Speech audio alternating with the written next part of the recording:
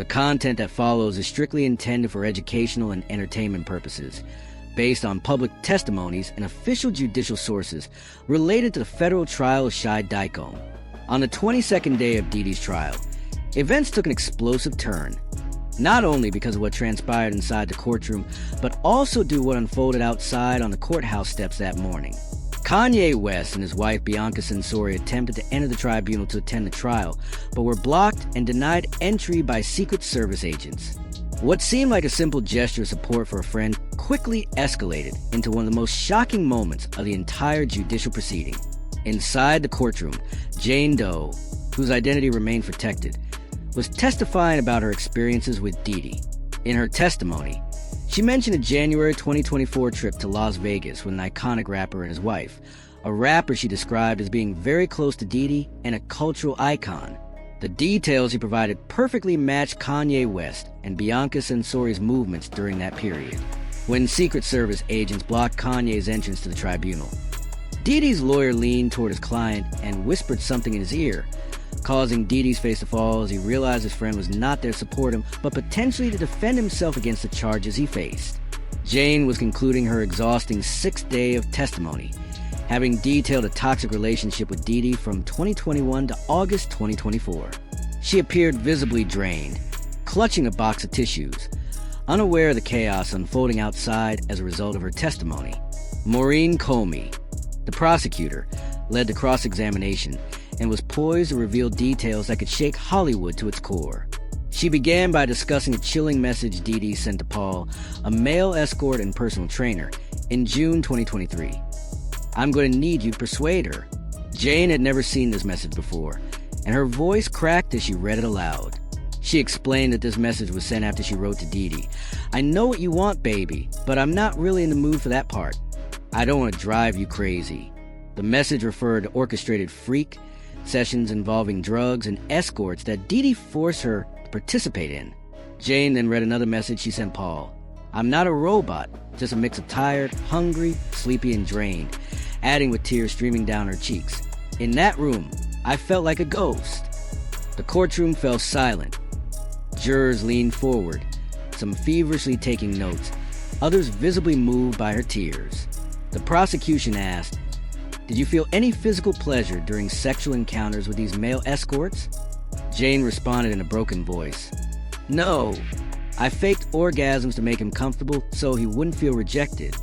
She described what she called a love contract, an informal agreement where Diddy paid her $10,000 in rent and legal fees monthly in exchange for her compliance during these freak sessions, $10,000 a month, just so she wouldn't complain about the abuse she endured. Jane broke down when speaking of her jealousy toward other women Diddy was involved with, crying softly, "I kept asking why I had to break my limits and still be treated this way." In 2023, she sent a message to Diddy pleading, "At least say you understand it wasn't cool to have me come only for hotel nights while others had private jets around the world." Then came the moment everyone was waiting for, the Las Vegas testimony. Jane took a deep breath and began describing her January 2024 trip to Las Vegas with a famous rapper and his wife. After her breakup with Diddy, he remained an icon. She said cautiously, very close to Diddy. She described how they partied in a strip club before heading to a hotel where 7 or 8 people gathered in a single room, including an escort named. What happened next was shocking and deeply disturbing. Anton was having sex with a woman while others watched, and Jane admitted she had participated in this session. The rapper present with his wife told her he had feelings for Jane and wanted a referral for another escort, so he and his wife could have their own freak session. Every detail she gave matched the documented movements of Kanye West and Bianca Censori in Las Vegas during that exact period. The dates aligned perfectly. When asked why he requested escort referrals, Jane replied, "Maybe they assumed I was in the scene or heard about it from Diddy or someone else familiar with the situation." What drove Diddy into a rage was discovering this trip. Jane recounted his text messages repeating, "How could you go to another man's freak?" His screaming voice haunted her. According to Jane, Diddy's reaction was brutal. He ordered her to leave and confront Anton, then forced her to take a pill. "He forced me to do it," she testified, clearly embarrassed. Her testimony suggested that Diddy's anger stemmed not just from jealousy, but from a desperate need to control her, even after their breakup. Even as she tried to rebuild her life, he wanted to punish and humiliate her. During a court recess, chaos erupted outside the tribunal as Kanye West, frustrated at being blocked by Secret Service, began shouting in front of cameras, "I'm here for my brother. I'm here for the truth." Reporters rushed toward him, and he insisted, "They don't want me to testify about what I really saw." Bianca Censori remained silently by his side. When the recess ended, the atmosphere had shifted completely. Jane had heard about the chaos and immediately realized the rapper in her testimony was Kanye West. Her description accurate enough to compel him to come defend himself. Returning to the witness stand, Jane appeared more nervous than before, her hands visibly trembling. The prosecution continued, focusing on allegations of physical violence. Jane described a brutal fight on June 18, 2024 at her Los Angeles home, where Diddy dragged her by the hair, yelling, "You're trying to make sure I never see my kids again." She grabbed her phone to call a woman she suspected Diddy had taken on trips with his children. Diddy slapped her hard, not with his hands, but his arm, lifting her off the ground in a chokehold. She hid for 2 hours, but when she returned, Diddy was still there, pressuring her to bring Anton. She eventually went to get him to let him in.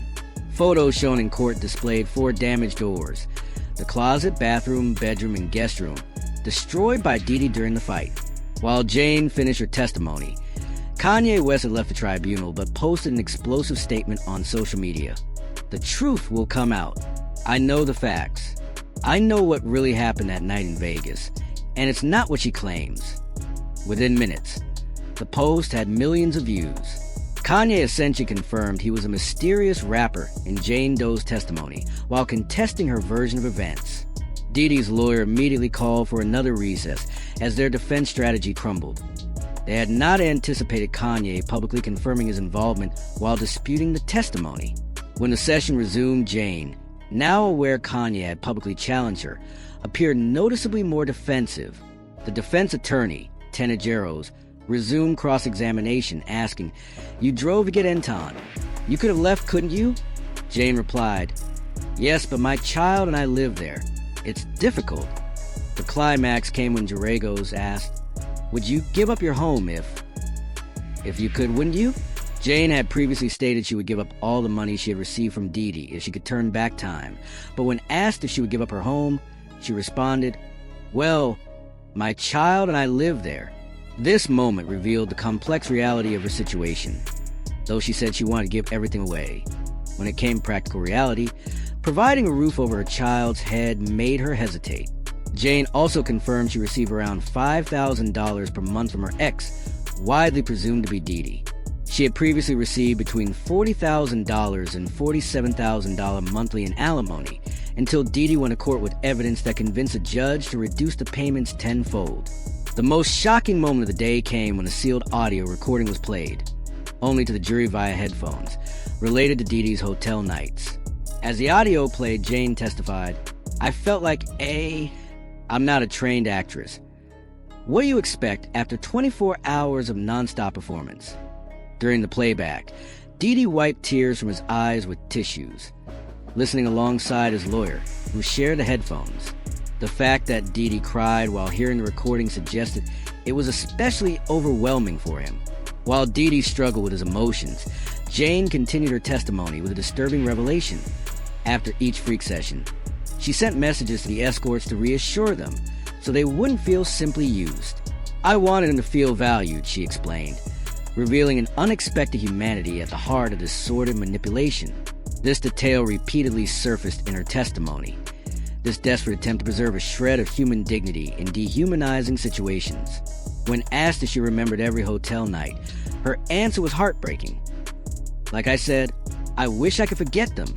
What followed was so disturbing that even seasoned journalists in the room averted their eyes. Jane recounted how she planned a freak session with Diddy in 2023, texting him, "I found a babysitter and you choose." This implied he was to choose the escort for the evening. But then her period arrived, and in an act of absolute desperation, she sent Diddy a photo of her bloody tampon to avoid participating. The courtroom held its breath. This image, a visual proof of how far a woman was willing to go to escape these sessions, summed up the horror of the situation. Yet the most disturbing part was still to come.